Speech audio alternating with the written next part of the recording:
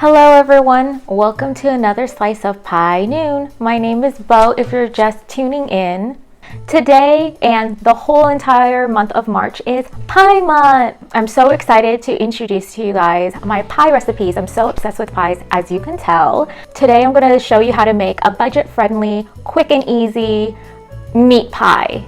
I love meat pies. My friends love meat pies. It reminds me so much of Ren Faire. I missed out going last year to Ren Faire because of course of COVID. So I wanted to do this meat pie recipe in honor of my friend Shelly. I just missed her so much and I missed all of our friends going to Ren Faire and yeah, all that good stuff.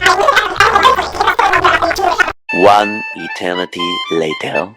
Here are a list of ingredients you will need for your budget-friendly meat pie. So you are going to have to go to Costco with your mom, use her Costco card, and buy these Irish stew. You could use any type of stew you want, but I chose this one because it was the only one I could find. It's 1602, and the great thing about this is you could just put it in the slow cooker, set it and forget it. I haven't tried this version first. I usually create my beef stew from scratch, but I'm trying to create a very budget-friendly and also not so much time-consuming because as a college student, I know you guys don't have time for that. You also need the puff pastry sheets and a bunch of these mini pie tins. If you don't have pie tins, I'll show you how to make this recipe without the pie tins. And you're gonna need some potatoes. Okay, let's get started. Start by dumping out all your stew contents in your slow cooker. Close the lid and set it for 20 minutes on low heat. While your slow cooker is cooking, why don't you start by boiling water in a separate pot and add your raw potatoes and start cooking them. I do my potatoes this way because I wanted to prevent them from browning, and also they're easier to peel this way, but you can cook your potatoes however you choose. After your potatoes have been cooking for about 15 to 20 minutes, you want to check to see how they are, poke them with a fork to see if they're done, and then go ahead and take them out. And then you want to go ahead and start peeling them. Now, if you want to peel them right away, as you can see, they're really hot. I had burnt my hands, so don't do what I did. Maybe cool it off for a little bit and then start peeling them with the potato peeler. You can go ahead and start mashing all your potatoes together. These were a little hard to mash together, so I decided to cut them all in little pieces and then start mashing them. This worked a lot better. And then I added 1/3 of butter and I cut them up into cubes. I poured in half a cup of milk and I mashed all the ingredients together. It still wasn't creamy enough, so I added another half a cup of milk, and I kind of gave up on the potato masher, seriously, so I just pulled out my hand mixer and started to whisk away. And then when it's finally creamy, I added salt and pepper because it's going to be bland if I didn't, and then I mixed it all together with my hand mixer. I probably added 1.5 cups of milk altogether for this recipe. Now it's time to check your consistency, and it should look something like this. You're going to set aside those mashed potatoes and go ahead and preheat your oven to 350. Let's go ahead and check how your stew is doing. It should be done. Let's check the consistency. It looks so good. Go ahead and add salt and pepper, but not too much because remember, you added salt and pepper to your mashed potatoes and you don't want to overly season it. In a small cup, crack 2 eggs and then whisk them all together. This is going to be used to seal your pie crust together and also to add as a egg wash. Set that aside when you're done and get out a clean brush to use for your egg whites. Go ahead and line up all your pie tins together and spray your nonstick cooking spray. Scoop your stew into a small bowl. Lightly flour the clean surface you're going to work on. This prevents the puff pastry and the surface to stick together. Get your puff pastry out and then unfold it, and then you're going to lightly cover the rolling pin with flour so it doesn't stick to the puff pastry as you're rolling it out. Go ahead and roll in all directions until it's to your liking. And make sure it's nice and evenly flat, but not too flat because then the liquids in it and its contents are going to just plow through as it's cooking. Here's an example of what happens when you don't flour your rolling pin before you roll out your dough. You're going to take your mini pie tin and cut a circle around it. Make sure you cut it a little bit bigger because when you push the inside of the circle, you want to give it plenty of room to work with. So you want to cut out 2 for each pie tin since you're going to overlay them together. And then once that's taken care of, you can start by adding your stew contents inside and then also adding mashed potatoes on top. It doesn't have to be neat.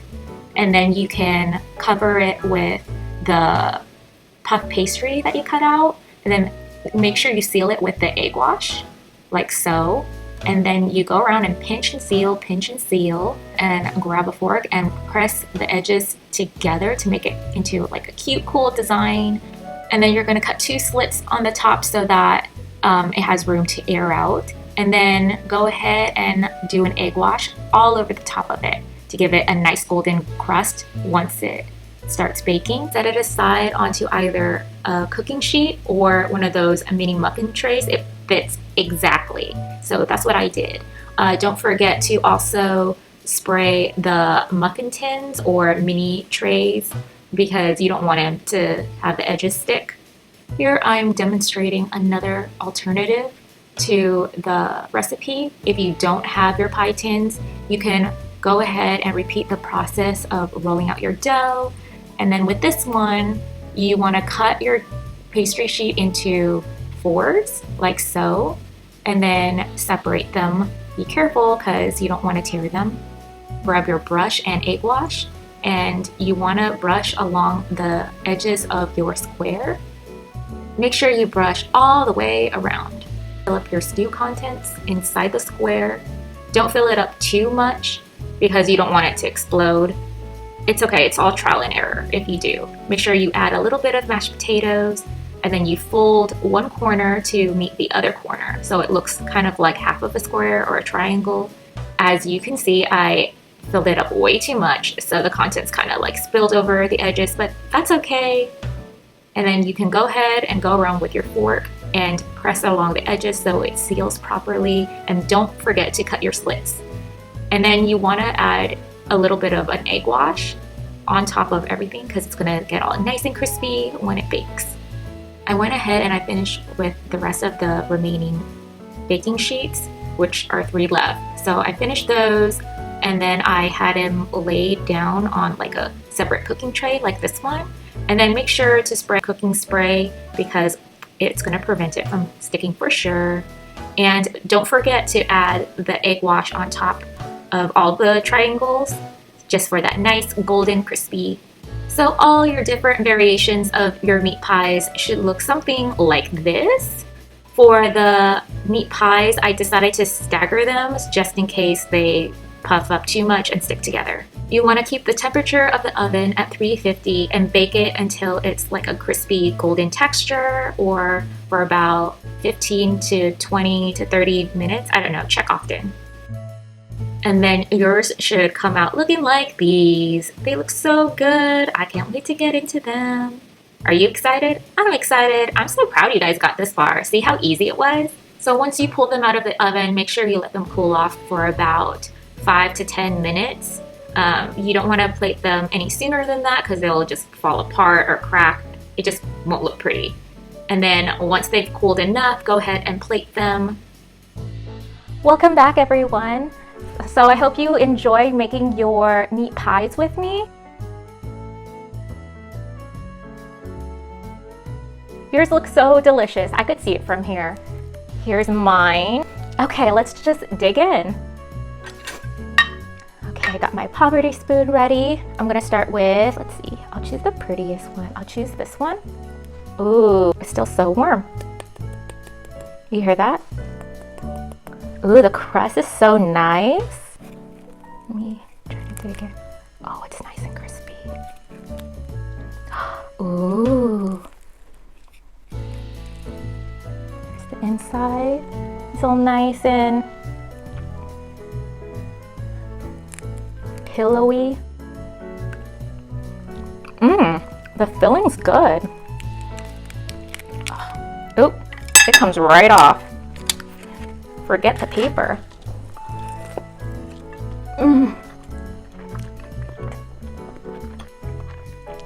It's so good. Look at that. Look at that. You did such a great job. This is the best meat pie. For it being super cheap and not made from scratch. I mean, y'all, I really had to work with this. I didn't have any faith whatsoever. It doesn't have a lot of flavor to it. It tastes like a typical white person's meat pie.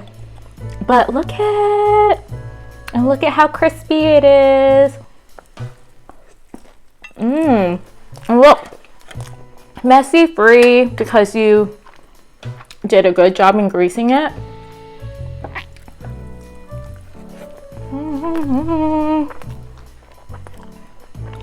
Here's our alternative one.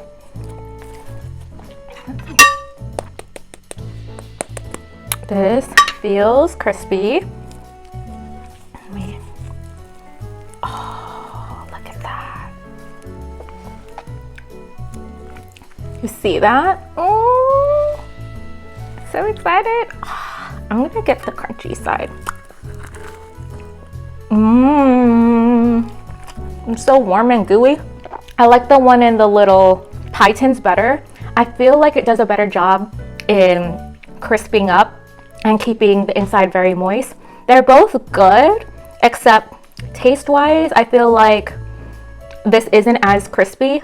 I don't know why. I think with this one, since it's in a pie tin and I was able to put more in it, maybe. I don't know. I don't have all the answers. This one's a big winner for me. I mean, it comes off clean too if you don't want to eat it out of the pie tin.